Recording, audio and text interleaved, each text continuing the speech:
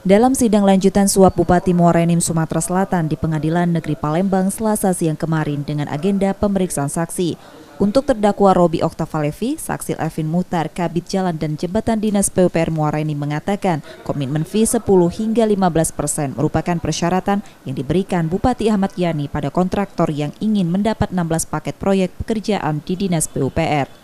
Saksi menegaskan komitmen fee itu bukan keinginan terdakwa Robi untuk mempengaruhi Bupati agar proyek tersebut dikerjakannya. Apabila syarat fee tak dipenuhi, proyek akan diberikan pada kontraktor lain. Itu atas dasar permintaan siapa? Permintaan dari Bupati. Bupati ya.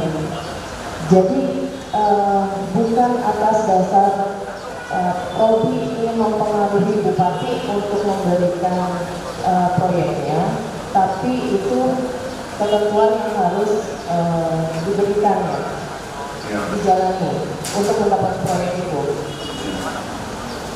Begitu.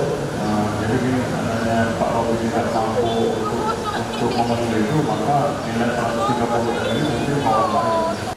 Dalam sidang ini juga memutar percakapan Elvin Muhtar dengan Ramlan Suryadi, Kepala Dinas PUPR Muara Enim, yang menyebut adanya permintaan pengiriman durian 100 buah dari PLT Kejari Muara Enim M. Husaini via Wakil Bupati Muara Enim Juarsa. Elvin juga menegaskan buah durian yang diminta bukanlah kode atau sandi. Selain itu terungkap dari saksi Elvin, komitmen fee dari proyek yang dibebankan pada terdakwa Robi berjumlah 25 miliar rupiah atau lebih besar dari yang tercantum dalam surat dakwaan.